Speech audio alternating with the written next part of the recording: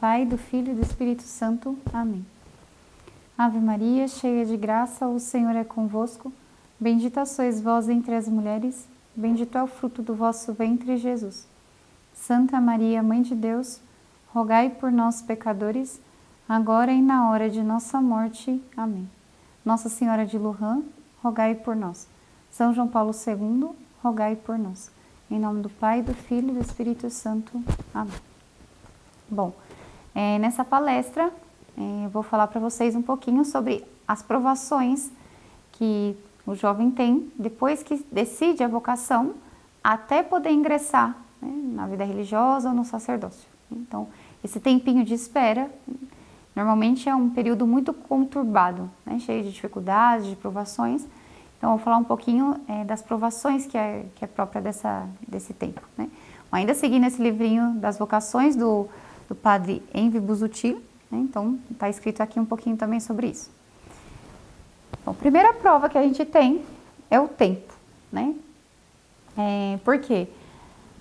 Se a gente não pode ingressar rápido, né, às vezes pode ter alguma dificuldade, então pode ser que comece a ter, né, algumas provações. Então, primeiro, passam os primeiros fervores e começam a vir as dúvidas, né? Então, pouco tempo depois que se decidiu a vocação, né, eu vi que eu tenho vocação para a vida religiosa, para a vida sacerdotal, e logo depois passa esse fervor, né, e aí começa a vir as dúvidas. Será que eu fiz bem a eleição? Será que eu tenho vocação mesmo? Não, acho que eu me equivoquei nos motivos, né? Então aí começam a vir essas dúvidas com o passar do tempo, né? Por isso que é perigoso deixar passar muito tempo. Bom, então aí você tem que voltar a esses princípios, né, que se teve para poder fazer a decisão da vocação. E uma vez que se fez bem a decisão, não tem que voltar atrás, porque Deus não muda, né? Uma vez que Ele chamou para sempre. Então, se eu fiz uma reta eleição, se eu mostrei para o meu diretor espiritual, se estava tudo certo, então por que agora está errado, né?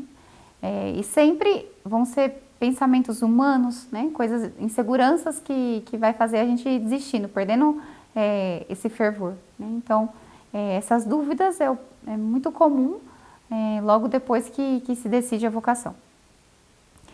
Bom, e essas provas são necessárias para poder firmar a vocação, né? Porque a nossa vocação também tem que ser provada. Então, dificilmente vai ser tudo muito fácil, né? Deus vai pedir sacrifícios. Por quê? Porque a vocação religiosa, a vocação sacerdotal é um grande benefício. Então, a gente tem que pagar um pouco o preço, né, desse dom que Deus nos deu. Então, a gente tem que fazer esses sacrifícios que Deus pede, né? Então, são provas de amor que Deus vai pedindo. Então, eu tenho que deixar coisas que eu amo, né, para mostrar que Deus está acima dessas coisas que eu amo, né? Fala o primeiro mandamento, amar a Deus sobre todas as coisas, né? Então, quer dizer que eu tenho que demonstrar por atos que o meu amor a Deus é superior ao das criaturas, né? E isso a gente faz quando a gente tem que deixar uma coisa que a gente ama. Então, se a gente não tem que deixar nada que a gente ama, que sacrifício a gente tem que fazer, né? Então, por isso Deus vai provar, né, a nossa vocação. Bom, e depois,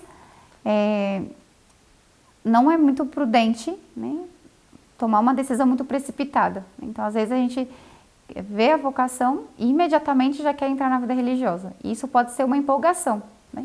Então, por isso tem que às vezes esperar passar um tempinho para poder, não muito tempo, mas passar um tempinho para poder passar essa primeira empolgação, né? E ver se de fato é uma vocação autêntica, né? Porque se a pessoa decide por uma empolgação, assim que passar o fervor, vai passar a vocação também, né? E uma vocação verdadeira, ela permanece, mesmo sem essa empolgação inicial, né? Então, é bom esperar passar um pouquinho, né, para poder realmente concretizar a vocação, né?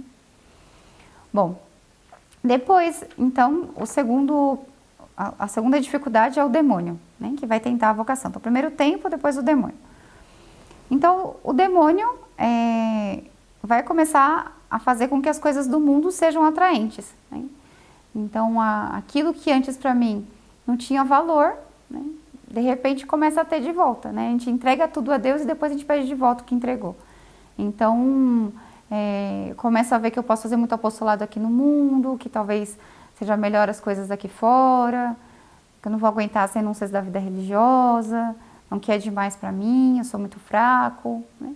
Então vão aparecendo muitas falsas razões, né? Que vai fazendo com que a alma vá perdendo força nessa entrega. Então, a vida, para a gente poder perseverar, né, nesse propósito, é como caminhar sobre as águas, porque aquele que nos chama, né, faz um chamado sobrenatural. A vocação, não, né, como eu falei, não é uma profissão, né, não é uma coisa que a gente escolhe e amanhã a gente não quer mais. É uma coisa sobrenatural.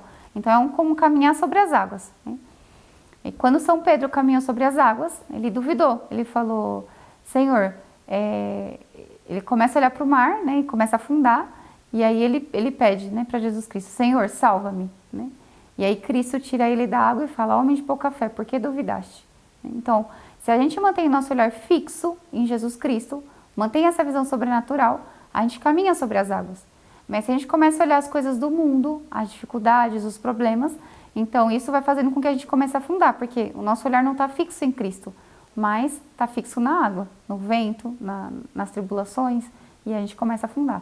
Então não pode perder essa visão sobrenatural, né? Por mais que o mar esteja agitado, né, as razões humanas faz a gente perder força, né, faz a gente ficar com medo. Por quê? Porque não supera a vida religiosa. A vida sacerdotal supera qualquer um, né? Uma coisa desse mundo. Então, se a gente conta somente com as nossas forças para poder corresponder a uma coisa que é sobrenatural, é lógico que a gente vai ficar com medo, né? Porque a gente não dá conta. Então, sempre tem que olhar que, do mesmo modo que a vocação é sobrenatural, a graça da perseverança também é sobrenatural. Então, a gente tem que contar com esse auxílio de Deus, não com as nossas próprias forças, né? Bom, e ter tentações é bom, né? Porque quando a gente decide a vocação e começa a vir as tentações, é um sinal de uma autêntica vocação, né? Porque se a gente não tivesse vocação, então o demônio ficaria feliz da gente entrar na vida religiosa, né?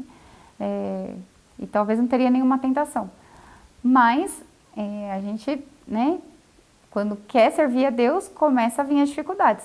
Então, a gente tem que tratar de ver isso de modo positivo, né? Não é bom sinal ter medo das tentações, porque as tentações nos ajudam a crescer, faz com que a gente se conheça mais, faz com que a gente responda com mais firmeza ao chamado de Deus, obriga a gente a lutar, né? E tudo isso é muito positivo para enfrentar as tentações que vão vir depois na vida religiosa, né? Mais ainda, porque a vida do homem é luta sobre a terra, e mais ainda daquele homem que se dedica totalmente a Deus. Bom, e se o demônio não consegue fazer com que a gente desista da vocação, então ele vai tentar fazer com que a gente adie a entrada na vida religiosa, né, ou no seminário. Então, por quê? Porque adiando, a gente vai perdendo fervor, vai podendo perder a graça da vocação, né, porque a graça da vocação é uma graça atual, então ela pode passar, né. Então, postergar e adiando, né, é uma grande tentação também, e que o demônio vai falar, não, entra na vida religiosa, mas entra amanhã. Entra depois, mês que vem, agora não, agora veio essa proposta de emprego, agora veio, tal pessoa está doente, não vai ter tal casamento, vai em tal casamento primeiro, e assim vai fazendo com que a gente vai adiando, até, né, perder esse fervor, essa decisão, né, no serviço de Deus. Depois, outra dificuldade, também outra aprovação, uma das maiores, é a família. Por quê? Porque a nossa família, ela vê a gente de modo humano, né? Então, dificilmente os pais vão ter uma visão sobrenatural da vocação. Pode ser que tenha, mas a gente não tem que contar com isso porque é uma exceção, né? Então, o pai e a mãe vai ver que meu filho já não vai estar mais aqui, né? Que vai pensar na saudade, vai pensar na distância, vai pensar que não vai poder visitar quando quer. Então, são muitas dificuldades, né? Vai falar, quem vai vir cuidar de mim quando eu ficar doente? Então, não convém falar para a família imediatamente, né, a partir do momento que se toma a decisão da vocação. Por quê? Porque a pessoa que decide a vida religiosa ou a vida sacerdotal, ela precisa de um tempo para ela mesma se firmar um pouco nisso, né? Porque ela vai ter que lutar contra a família, provavelmente. E se ela não estiver firme, ela vai se expor numa luta que provavelmente ela não vai ter força para vencer, né? Então, é bom esperar passar um pouquinho, ao menos para tomar um pouco mais de força na decisão e depois falar para os pais, né? E também não deixar para falar muito, né, perto do momento de ingressar na vida religiosa. Por quê? Porque os pais também precisam de um tempo para se acostumar com isso, né? A gente não pode falar num dia e entrar no outro, porque os pais também precisam de um tempo.